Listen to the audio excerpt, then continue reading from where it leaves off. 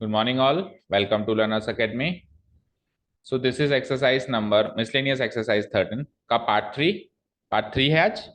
हाँ, part part four है, part three ही है। दो ही पार्ट किए अभी तक अपन ने। Miscellaneous exercise 13 is the topic. Chapter का नाम है 3D।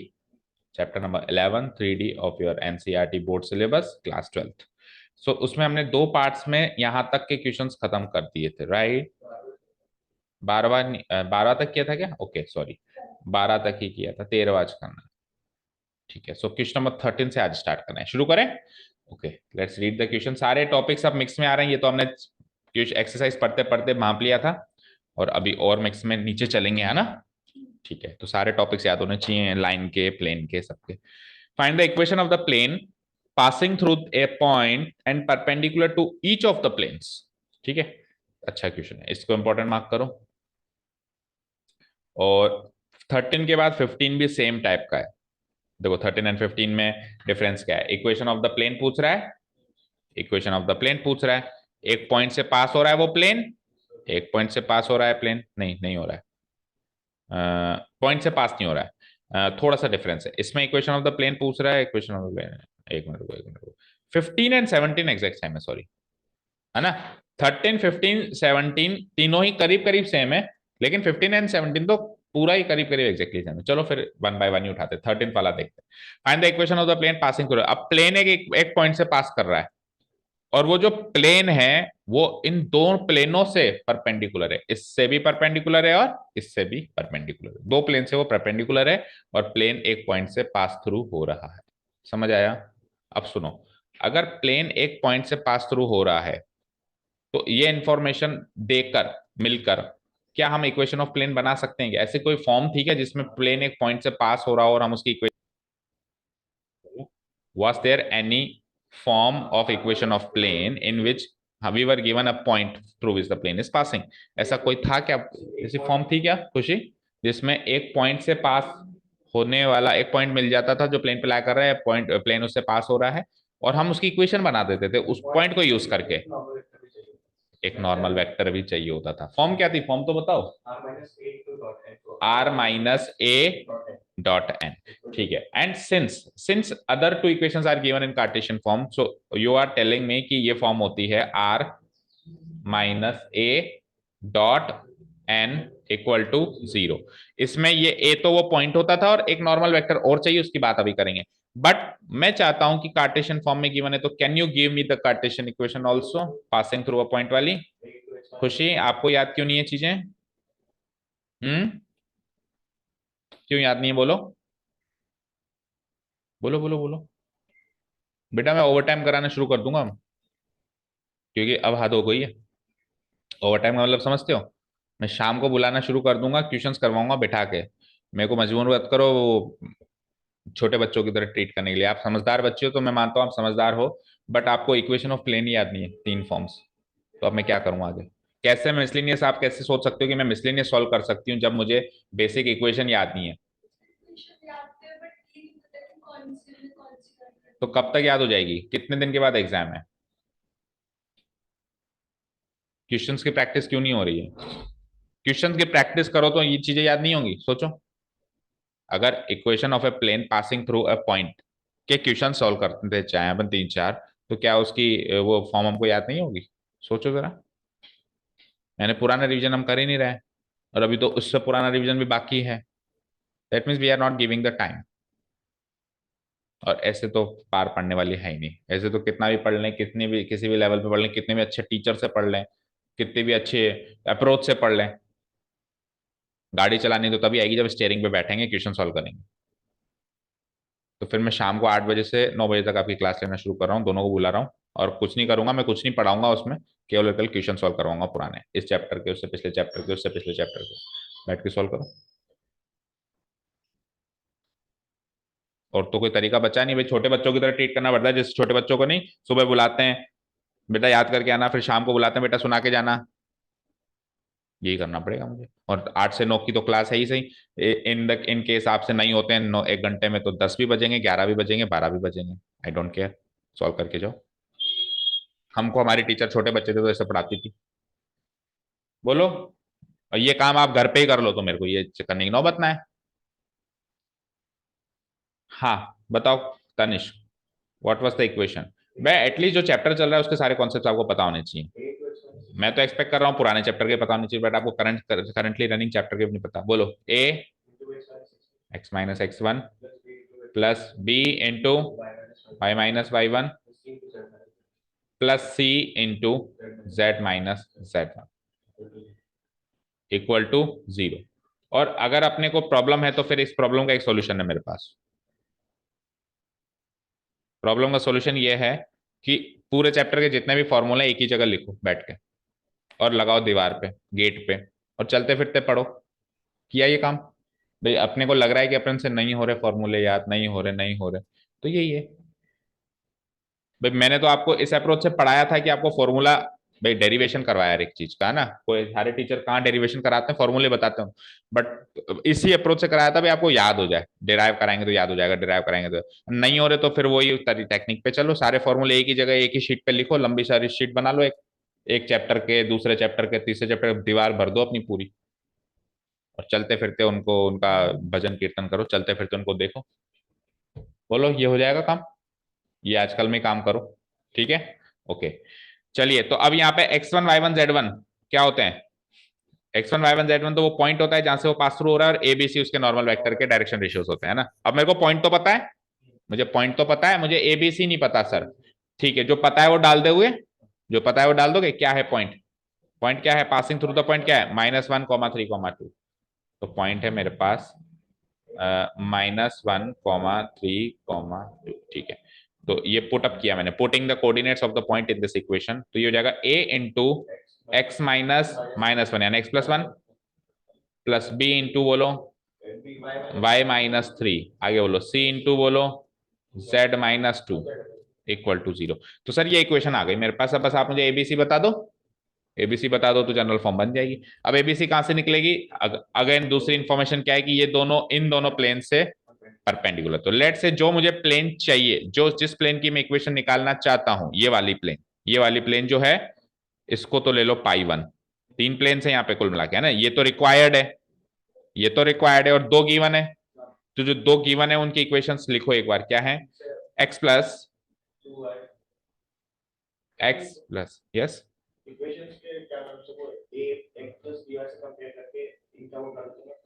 हाँ एबीसी, एबीसी निकालूंगा, इक्वेशन लिख रहा हूँ वही तो करूंगा। x+2y+3z इक्वल टू क्या आ रहा है बताओ?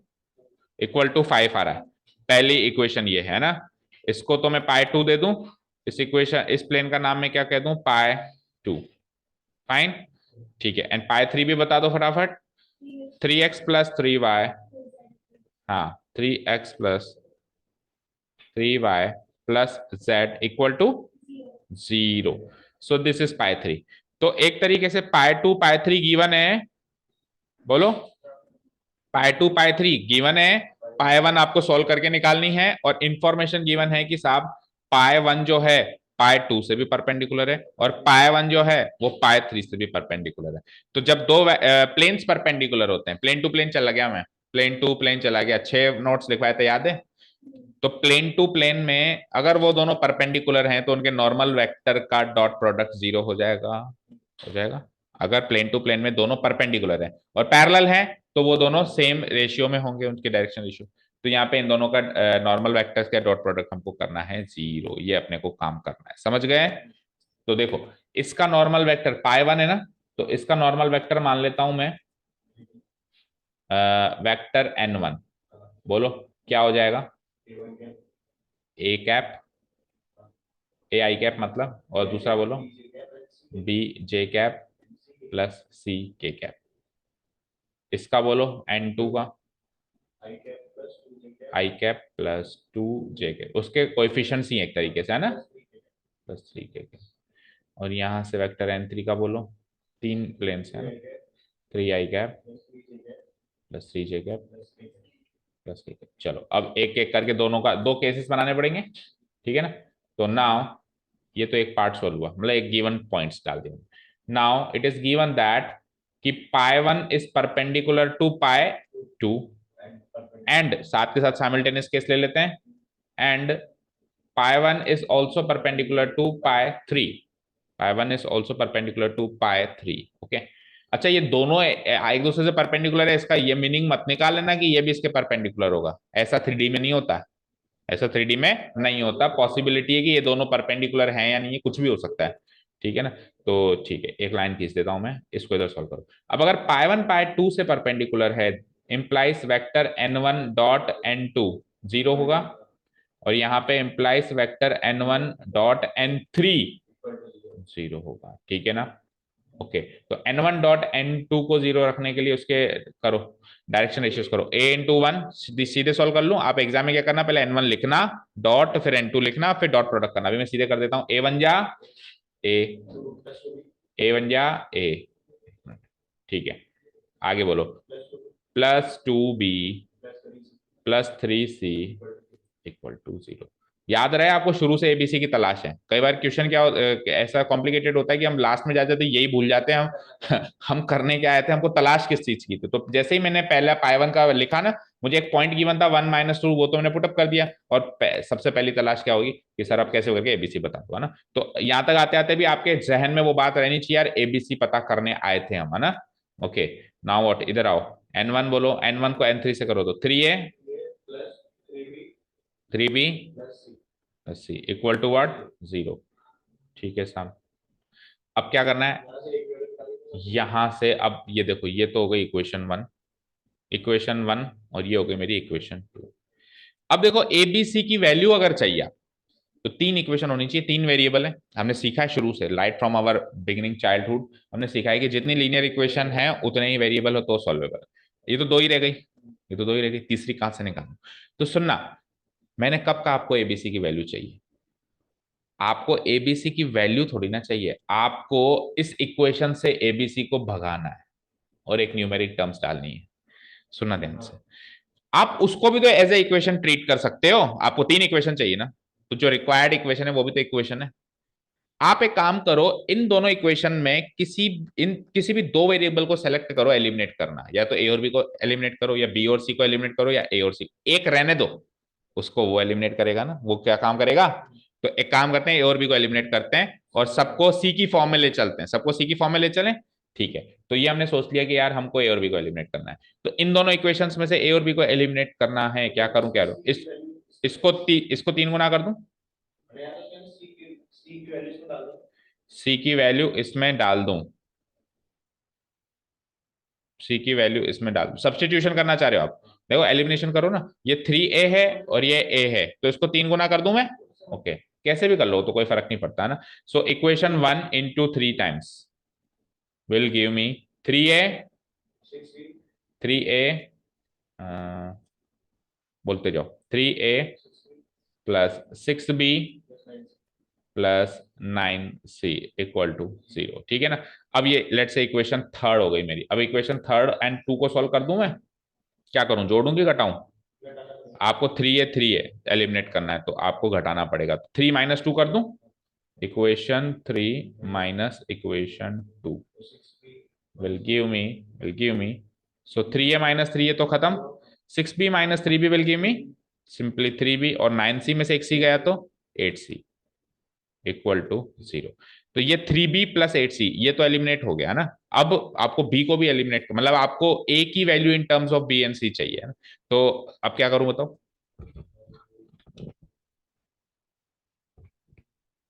a की value in terms, a and b की वैल्यू इन टर्म्स ऑफ आपको c चाहिए,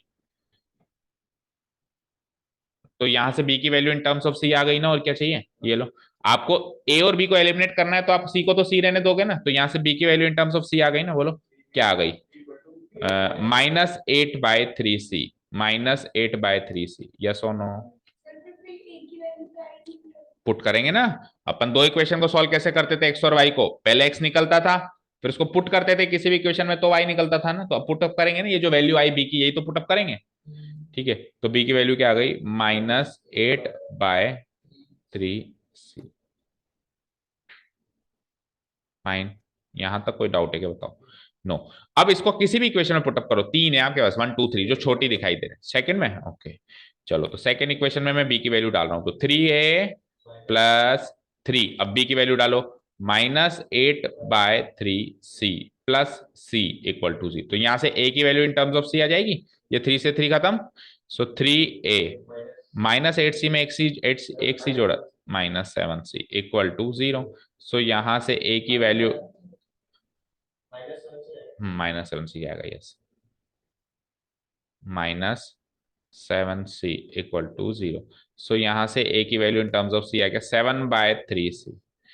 ठीक है साहब, तो a की value in terms of c है आपके पास, b की value in terms of c है, यहां तो कोई डाउट नहीं है। ये दोनों वैल्यूज जस्ट आप उस पाई वन वाली इक्वेशन में पुट अप करो, आपका काम हो जाएगा। वो c ऑटोमेटिक वहां एलिमिनेट हो जाएगा, क्योंकि वो भी एक इक्वेशन है। वो एक इक्वेशन नहीं होती, वो सिंपली एक पॉलिनोमियल होता, तो उसका आंसर c की फॉर्म में आता, बट वो भी इक्वेशन है, कितनी दो चीजों को इक्वेट कर रही है। तो ये सी का एलिमिनेट करने का काम वो करके देगी आपको, समझ गए?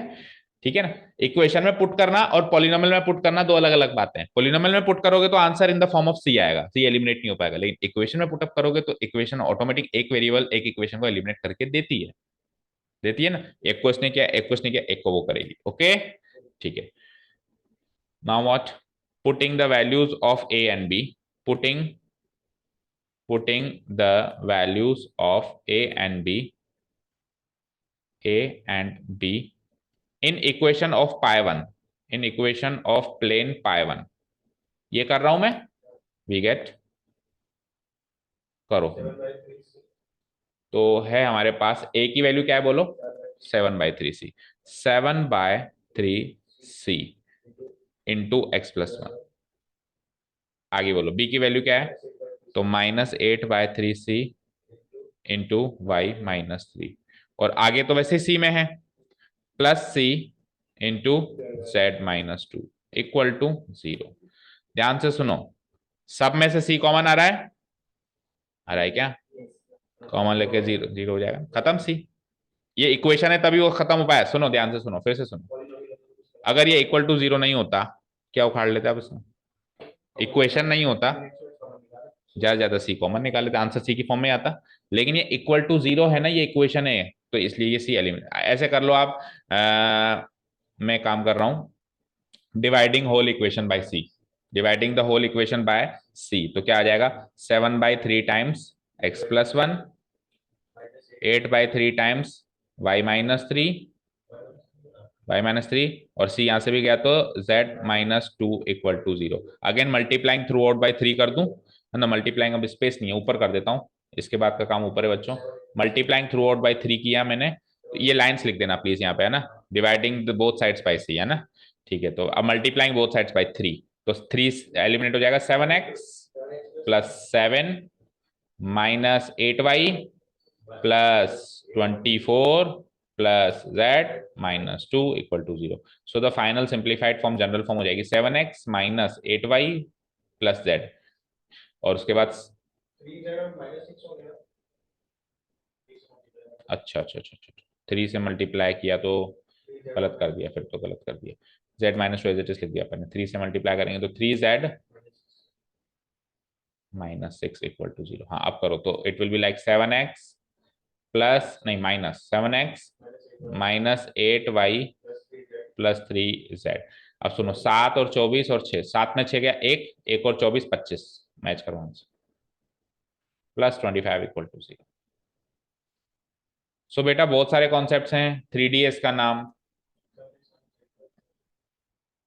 बहुत सारे कॉन्सेप्ट्स है, इसका नाम 3D है। एक पर्टिकुलर कॉन्सेप्ट में नहीं स्टिक कर सकते, और अगले एडवांस मेथड में तब तक नहीं सिखा सकता जब तक आपको बेसिक मेथड नहीं आता, बेसिक अप्रोचेस नहीं आती। ठीक है खुशी, अगर हमको इक्वेशन बनानी नहीं आती प्लेन की पासिंग थ्रू अ पॉइंट, तो ये सब चीजें एडवांस लेवल की हैं। ये मजा ही तब आएगा जब आपको छोटी मोटी चीजें आती हैं। ठीक है, ये इस मिसलेनियस के अलावा मेरे पास एक और मिसलेनियस रेडी है, इतने क्वेश्चंस है मेरे पास, बट फिर ऐसी अप्रोच आपकी देखेंगे तो मुझे मजा नहीं आता, फिर मेरे को देने की इच्छा नहीं करती। अभी तो वेक्टर अलजेब्रा का एक चैप्टर पढ़ा है मेरे पास, एक टेस्ट ऑफ पेपर पढ़ा है। ठीक है ना। ये लास्ट ईयर ये पूरी मिसलेनियस एक ही दिन में खत्म हो गई थी, अच्छे से याद है मुझे, प्रियांशी और वाले बैच में, क्योंकि उनके बेसिक अप्रोच इतने खतरनाक थे। सर एक काम करो, प्लेन इधर से जा रहा है, ये लगाओ उसकी इक्वेशन यहाँ से, ये पासिंग थ्रू पॉइंट है ना, तो ये परपेंडिकुलर हो जाएगा ना, ये डॉट प्रोडक्ट 0 हो जाएगा ना, ये ऐसे हो जाएगा ना, ऐसे काम हो रहा था लास्ट ईयर। ये एक ही दिन में सॉल्व कर दी थी उन्होंने, इतनी बड़ी एक्सरसाइज, ऐसे इतनी एक एक छोटी छोटी चीज बताने की जरूरत ही नहीं पड़ती थी। वो बहुत ज्यादा प्रैक्टिस करते थे, मतलब प्रैक्टिस क्या, एक क्वेश्चन को वो 8-8 10-10 बार निकाल चुके थे, यहाँ तक आते थे बेसिक क्वेश्चन को। क्वेश्चन नंबर 14 चलते हैं। इक्विडिस्टेंट यानी कि डिस्टेंस फ्रॉम द प्लेन वाले पॉइंट्स है ना। If the points this and this are equidistant from this plane, find the value of P. एक प्लेन से दूरी की बात हो रही है, इवन दो पॉइंट्स की दूरी की बात हो रही है, और वो दूरी सेम है। इससे इसकी दूरी और इससे इसकी दूरी इक्वी डिस्टेंट है, यानी कि सेम है। तो आप दो बार डिस्टेंस निकाल के इक्वल कर दो, पी आ जाएगा। इस पॉइंट का इससे डिस्टेंस निकाल लो, इस पॉइंट का इससे डिस्टेंस निकाल लो, और दोनों इक्वी डिस्टेंट है तो दोनों की दूरी बराबर होगी, तो पी की वैल्यू आ जाएगी। समझ आया? अब distance of a point from a plane का फॉर्मूला चाहिए मुझे।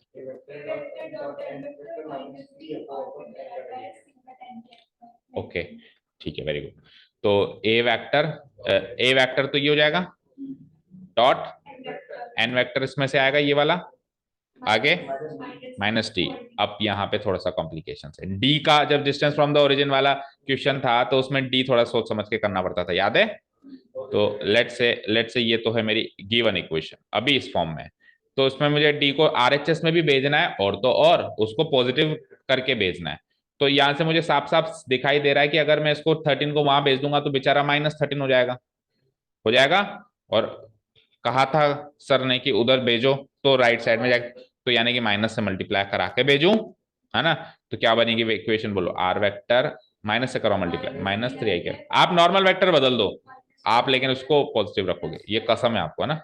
-4j कैप प्लस 12k, और केवल इसी कॉन्सेप्ट में, बाकी किसी कॉन्सेप्ट में कुछ भी करो, मजे करो, कोई दिक्कत नहीं। So equal to 13। अब मेरे प्लेन ये है, अब मेरा प्लेन ये है, तो यहां से वेक्टर एन निकल गया मेरा। कहाँ है वेक्टर एन? ये है वेक्टर एन सर, ये रहा वेक्टर एन, है क्या? This is our vector N, और ये है हमारा डी, ये है हमारे डी की वैल्यू, ठीक है। अब वेक्टर ए कहां से निकालूं सर? ये पॉइंट गिवन है, ठीक है ना। तो ये वेक्टर है, तो एक एक करके डिस्टेंस निकालें हम। ओके, सो डिस्टेंस निकालने का फॉर्मूला अभी अभी आपने कहा, डी इक्वल टू बोलो वेक्टर ए,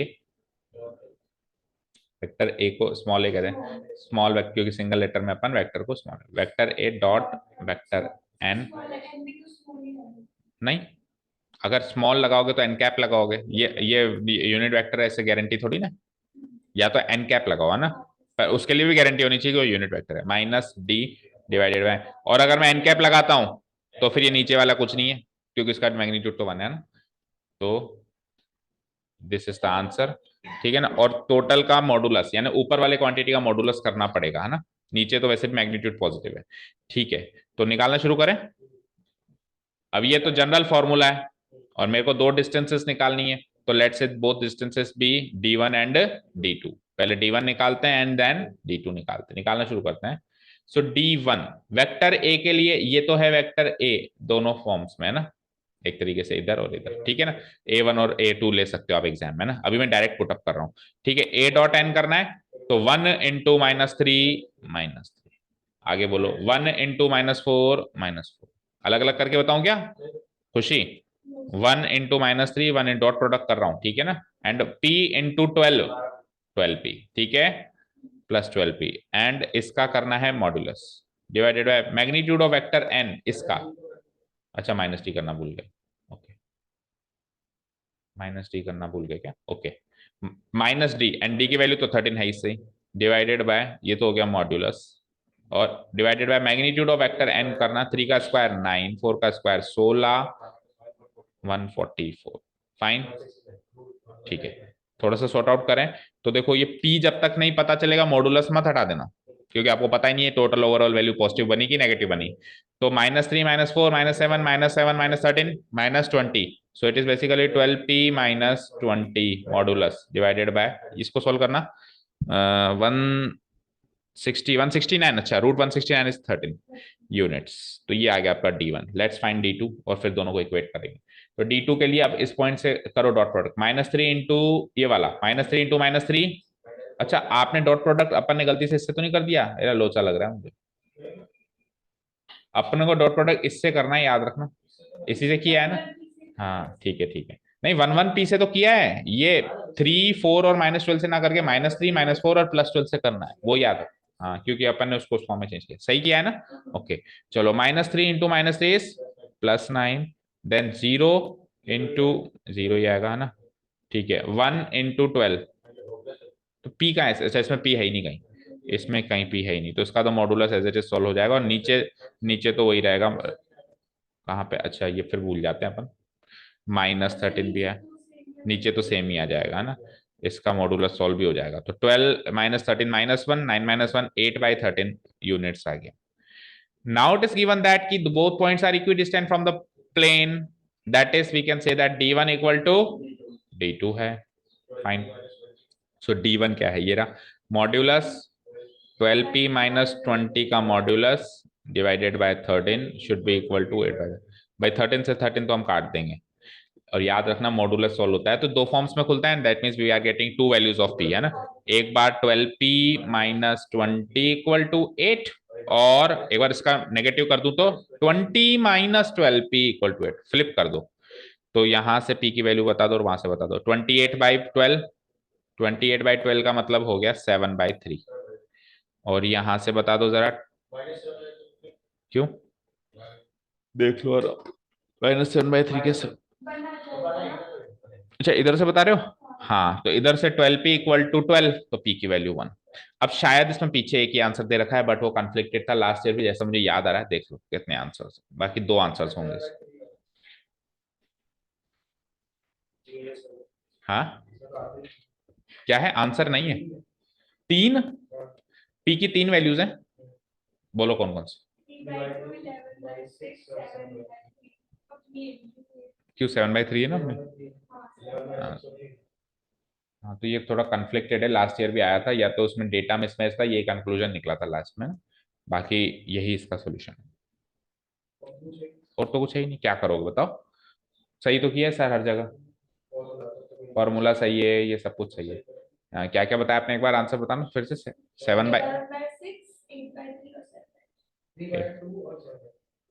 3/2 और 3/2 और 7/3, 3/2 कैसे आ सकता है, if the point is this equidistant from this, find the value of p.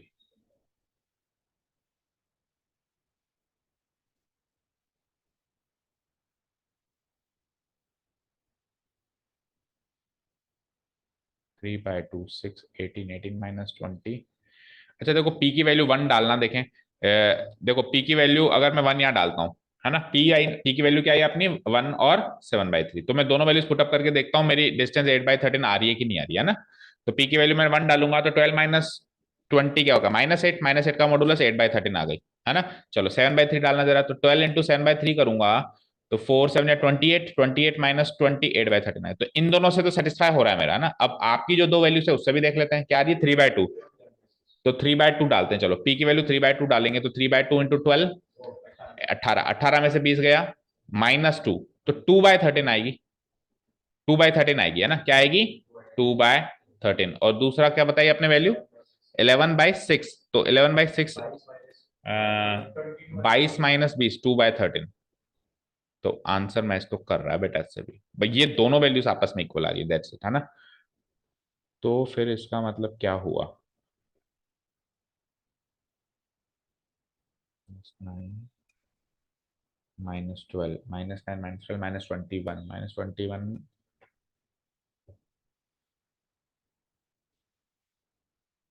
वैसा ही क्वेश्चन जब स्कूल में हुआ था ना, तब भी यही आंसर आया था 1 और 3, और हमको याद भी है कि सर ने एडवाइजर पहले पीछे हम समझ गया तो नहीं हुआ, फिर नेट से किया और एडवाइजर से किया, दोनों नेट पे भी 1 और 8 दे रखा है एक कॉन्फ्लिक्टेड तो था, ये तो मुझे पक्का याद है. अभी उसकी बात करें तो मैं अभी आपको खत्म ही कर देता, बोल देता सीधे के सीधे कि बेटा गलत है, लेकिन फिर भी थोड़ा सा ध्यान से सोचें कि कुछ हो सकता है क्या. दो ही दे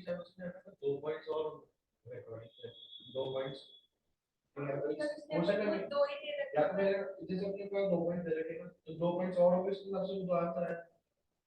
पीछे 1 नहीं दे रखा.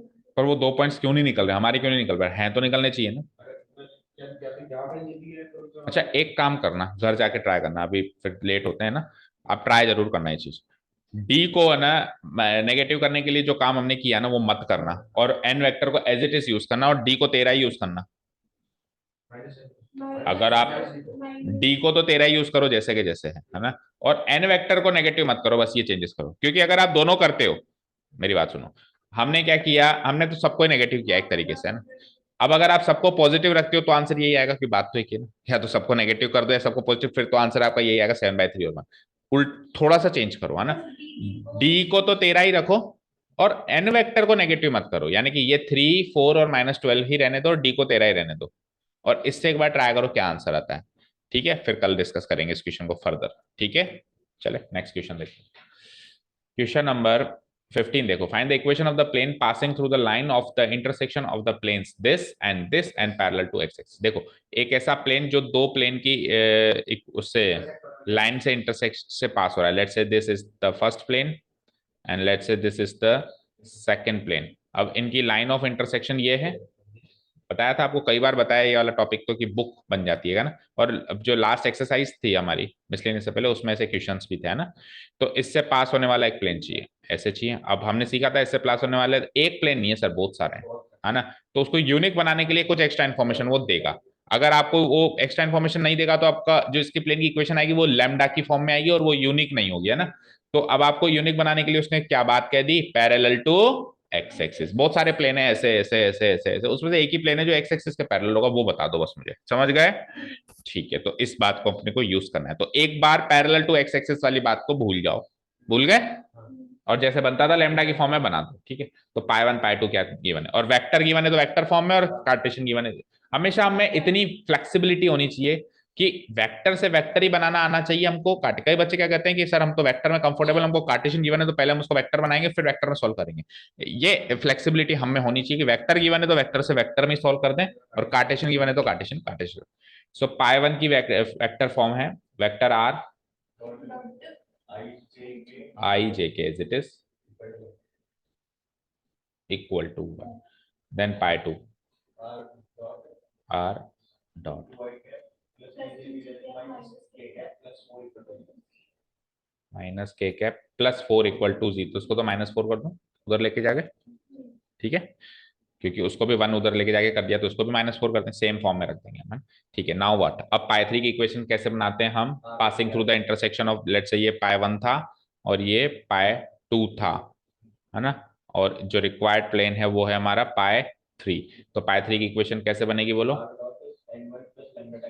वो लाइन लिख देना। Now we know that the equation of a plane passing through the line of the intersection of the two planes is given by the formula और स्ट्रक्चर कुछ भी कह लो, vector R n1 plus lambda times n2 equal to d1 lambda times d2। अब इसमें n1 n2 d1 d2 क्या है सबको पता होना चाहिए, ये तो है n1, ये है n2, ये d1 ये d2। ठीक है ना, चलो तो इम्प्लाइज बना दो equation, vector r dot n1, अब देखो सीधे कर दूं क्या, n1 प्लस ये करना है आपको, दिस प्लस दिस करना है, तो 1 plus 2 lambda times I cap, समझ आ रहा है, 1 plus 2 lambda times I cap. अच्छा एक मिनट रुक जाओ, लैम्डा की वैल्यू चाहिए होगी यूनिक बनाने के लिए, ये हमने सोचा है ना, चलो यही होगा, यही होगा। मैं सोच रहा था कि लैम्डा को अलग करूं, भाई दो तरीके होते हैं, या तो लैम्डा को आइसोलेट करो, तो लैम्डा को आइसोलेट नहीं कर पाएंगे क्योंकि एक्स एक्सिस से पैरेलल है, तो फिर आपको आई कैप जे कैप के कंपोनेंट चाहिए। ठीक है, तो 1 plus 3 lambda times J cap, और फिर ये हो जाएगा 1 minus single lambda times K cap. ये तो हो गया वेक्टर एन, नए वाले का वेक्टर एन, और डी क्या होगा नए वाले का, 1 माइनस 4 लैम्डा। ठीक है, कोई डाउट है क्या यहाँ तक, ठीक है फाइन। अब ये इक्वेशन आ गई सर, बस अब लैम्डा पता चल जाए तो सब कुछ हो जाए। अब ये यूनिक नहीं है, ये फैमिली ऑफ प्लेन्स की इक्वेशन आई है। अब मुझे पता है कि ये जो प्लेन है ये एक्स एक्सिस से पैरेलल है, किससे पैरेलल है, तो वो एक्स एक्सिस से पैरेलल है, तो एक्स एक्सिस की मुझे इक्वेशन चाहिए होगी, तभी तो कंपैरिजन करूंगा मैं। सो एक्स एक्सिस की इक्वेशन क्या होती है बताना जरा, आई कैप आगे, बेटा वेक्टर फॉर्म में कह रहे हो तो सबसे पहले आप एक एक्स एक्सिस की लाइन है, X axis is a line, line की इक्वेशन चालू होती है वेक्टर आर, पूरी बोलो, A vector, vector A, line X की, सॉरी एक्स एक्सिस की इक्वेशन की बात कर रहे हैं अभी, अब शायद कुछ एक दो क्लास पहले ही हमने I cap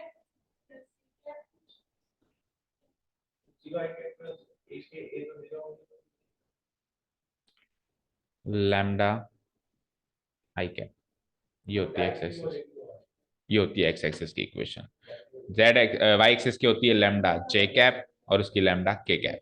और अगर कार्टेशियन फॉर्म की बात करें तो x/1 equal to y/0 equal to z/0 equal to lambda.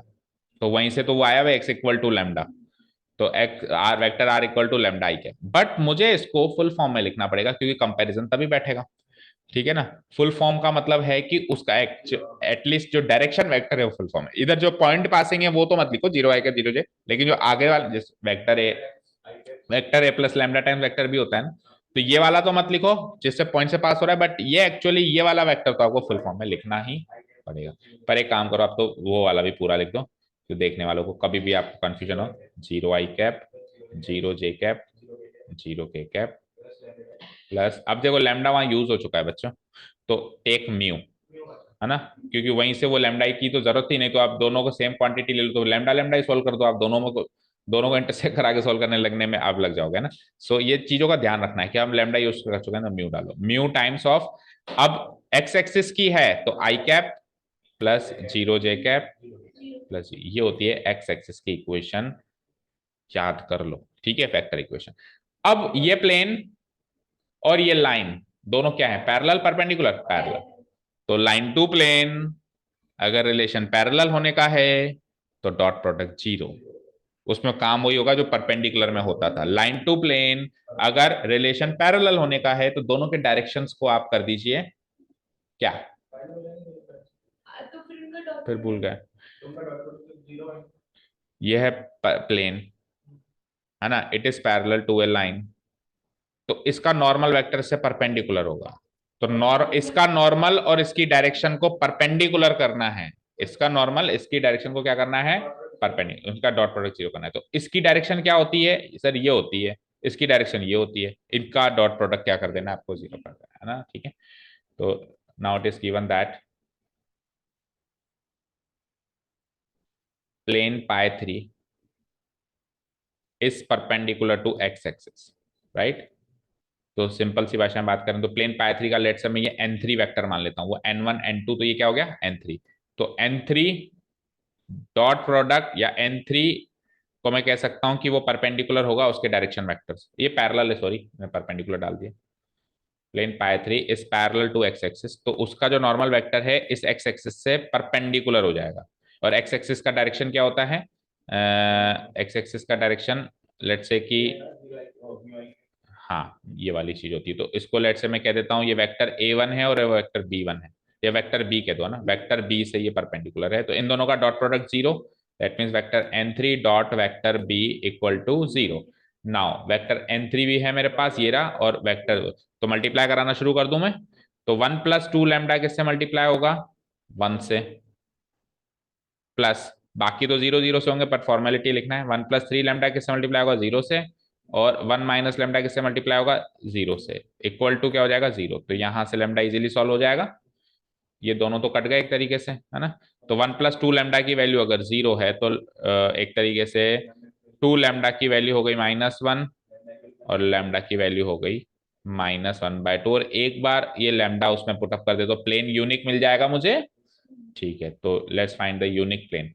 अब लैम्डा की वैल्यू पुटअप करते जाओ और बताते जाओ, vector R dot product -1/2 put up करो, तो -1 1 -1 कट गया, 0 i कैप, बोलो सही किया, -1/2 पुटअप करो, -3/2 हो गया, तो 1 - 3/2 क्या होता है, -5/2, 1 - 3/2 -1 - 3/2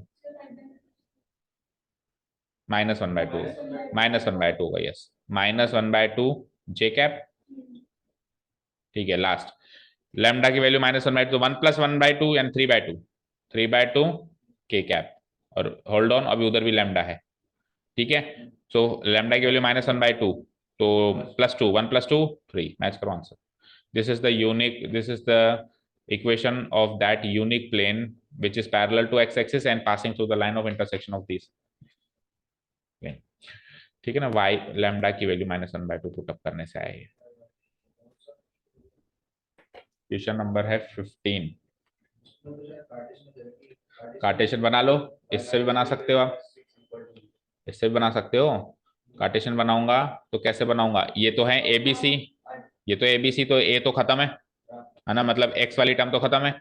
B क्या हो जाएगा, -1/2x +3/2, नहीं x नहीं, y x तो खत्म था, है ना, +3/2 z इक्वल टू 3। तो 2 से मल्टीप्लाई कर दूं होल इक्वेशन को, तो -1 + 3z इक्वल टू 6। अब बताओ, हाँ तो माइनस से मल्टीप्लाई करा दो, +6 को इधर ले आओ, -6 हो जाएगा, फिर इधर आके मल्टीप्लाई करा दो तो +6 हो जाएगा इक्वल टू 0। ठीक है, अभी तो y -3z इक्वल, ठीक है। तो बाकी अगर अपन उस फॉर्म में छोड़ देंगे ऊपर तो कोई गलत नहीं करेगा, क्योंकि उसने आगे होके दोनों, ये दोनों तो भाई तूने दी है उसमें और हमसे मांग रहा है इसमें, बड़ा है ना, तो हम उसमें छोड़ सकते हैं। ठीक है, कोई हमारे मार्क्स नहीं काट सकता, हक नहीं बनता उसका कुछ। अगर वो पर्टिकुलरली क्वेश्चन में गिवन है कि फाइंड द कार्टेशियन इक्वेशन, फिर उसका हक बनता है मार्क्स काटने। ठीक है, तो कॉन्सेप्ट समझ में आया। ओके, सो क्वेश्चन नंबर 15 अगर हमने कर लिया है तो क्वेश्चन नंबर 17 सेम तर्ज का है। देखो चेक करो, क्वेश्चन नंबर 17 क्या है कि वही इक्वेशन ऑफ द प्लेन है, बस इसमें इस प्लेन के परपेंडिकुलर है। तो इसको शॉर्ट में सॉल्व कर रहा हूं मैं। देखो पहले तो मुझे बताओ कि फैमिली ऑफ प्लेन्स की इक्वेशन क्या बनाओगे। यहां से फैमिली, ये प्लेन π1 ये π2 है ना, π1 π2। क्या हुआ नितिशा, भाग के आयोगे, गुड मॉर्निंग। ओके, सो π3 की इक्वेशन क्या बनेगी, vector r dot this plus this lambda, वही है ना, करो फटाफट। 1 प्लस, अब थोड़ा शॉर्ट में कर रहा हूँ बेटा, है ना, 1 + 2 lambda times I cap, then what 2 + lambda times J cap +3 minus single lambda times K cap, और इधर RHS में 4 उधर जाएगा, 5 -5 इधर आएगा, तो 4 - 5 लैम्डा। ये तो बन गई फैमिली ऑफ प्लेन्स की equation passing through the line of intersection of this. अब मुझे क्या गिवन है कि ये इससे परपेंडिकुलर है, वो एक और प्लेन है, मतलब π4 भी है ना। पिछली बार तो x एक्सिस थी, उसकी जगह अभी π4 भी है। तो वेक्टर r डॉट 5 आई कैप जो भी गिवन है लिख देता हूँ, +3 जे कैप -6 के कैप +8 को उधर भेज दूं तो -8। ठीक है, अब अगर ये प्लेन दोनों परपेंडिकुलर, प्लेन टू प्लेन, अगर परपेंडिकुलर का रिलेशन है तो n1 और n2 का डॉट 0 करो, है ना। ठीक है, तो अब की बार इसका ये n3 है एक तरीके से, और ये है n4, है ना, π3 π4। तो n3 परपेंडिकुलर टू, भाई हमको गिवन है π3 is perpendicular to π4, plane to plane relation होता है, उनके नॉर्मल वेक्टर को करो आप परपेंडिकुलर, और नॉर्मल वेक्टर अगर परपेंडिकुलर है तो उन दोनों का डॉट प्रोडक्ट करो 0। समझे, आपको अलग से नोट्स लिखा है, मैं कहीं भी बुक में नहीं लिखा हुआ है, आपको लिखवाएंगे प्लेन टू प्लेन क्या करना है, प्लेन टू लाइन क्या करना है ना।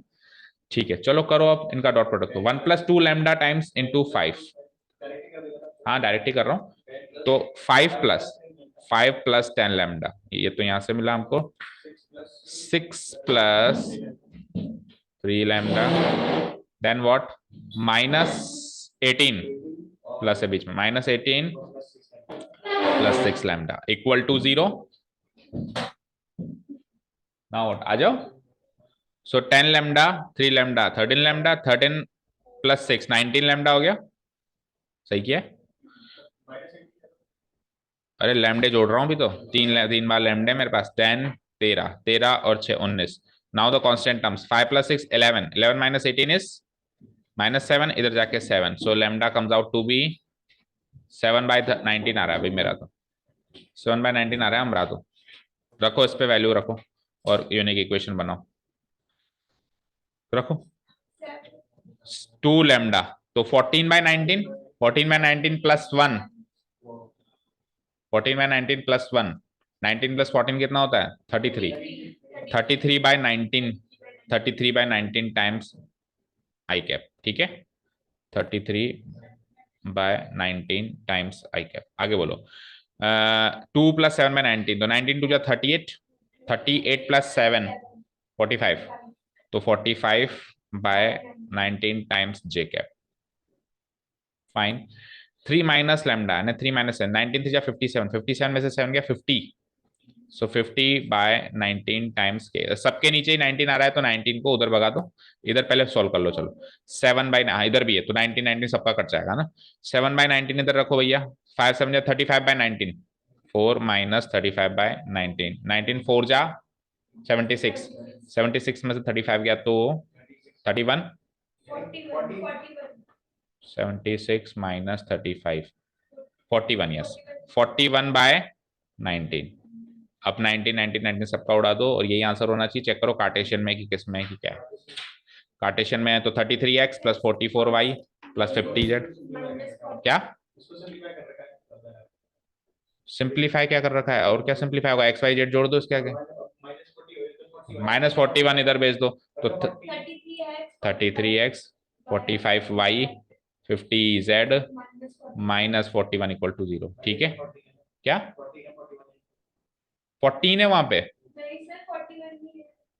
क्या कर रहे हो, अब देखो ढंग से देखो, यही क्या 33x plus 45y plus 50z minus 41 equal to 0। मैंने कहा इसके आगे तो कुछ सिंप्लीफिकेशन का स्कोप ही नहीं बचा, आपके सिंप्लीफाई करो। सिंप्लीफाई कैसे करेगा, आई कैप जे कैप के जो एक्स वाई जेड रखेगा, 33x 45y 50z minus 41 equal to 0, fine. ठीक है, तो 17 तक हो गया, बस 16 अभी स्किप्ड है इसमें ना। 16 क्वेश्चन क्या है वैसे, एक बार वो बताना मुझे, होमवर्क कर सकते हो, होमवर्क मार्क करो। क्या करना है, क्वेश्चन क्या है, find the equation of the plane passing through P and perpendicular to OP। तो एक पॉइंट से पास कर रहा है, एक वेक्टर नॉर्मल है परपेंडिकुलर टू OP है, तो vector R minus vector A dot equal to 0। A क्या है, पॉइंट P, तो R माइनस सॉल्व भी हो गया, तो I cap plus 2j cap minus 3k cap, और परपेंडिकुलर है OP के, है ना। अब परपेंडिकुलर OP के तो OP भी यही है परपेंडिकुलर अगर OP के है, देखो मुझे एक चीज बताओ, O बी द ओरिजिन, देखो अगर परपेंडिकुलर OP के है तो ये नॉर्मल वेक्टर तो ओरिजिन से निकला, ये नॉर्मल वेक्टर तो ओरिजिन से निकला, तो R dot N cap equal to D भी लगा सकते थे आप, है ना। ठीक है, तो चलो नहीं लगाया तो कोई बात नहीं, ये माइनस है बीच में, और डॉट प्रोडक्ट भी आप इसी से कराओ, यही है मेरा, है ना, नॉर्मल वेक्टर भी यही है, आई कैप इक्वल टू 0। ठीक है, सॉल्व करो फटाफट, कैसे करोगे, इसको खोलेंगे तो क्या हो जाएगा, x माइनस 1 1 इंटू 1, ठीक है, फिर y माइनस 2 इंटू 2, फिर z minus 3 into -3, z plus 3 होगा, yes very good, z plus 3 into -3 equal to 0। ठीक है, x minus 1 into 1 x minus 1 plus 2y minus 4 minus 3z। ठीक है, तो x plus 2y minus 3z minus 5 minus 14, ओ -5 minus 14 equal to +14, check करो। ठीक है, तो ये तो छोटा सा क्वेश्चन था, इस मिसलेनियस में कर क्या रहा है समझ नहीं आया। हाँ हाँ हाँ, किसमें बेटा, हाँ हाँ हाँ हाँ हाँ हाँ, एक तो मैच कर रहा है और एक अलग ही आ रहा है पीछे। अच्छा आपने कर भी लिया, ओके चलो ठीक है। तो क्वेश्चन नंबर 17 तक हो गए, बाकी कल अपन एनी हाउ मिसलेनियस खत्म करेंगे, परसों टेस्ट लेंगे। ठीक है, गेट रेडी फॉर दैट, 4 ही क्वेश्चन बचते हैं, 2 तो MCQs हैं। ठीक है, thank you so much for listening to us, have a nice day, keep learning and bye bye.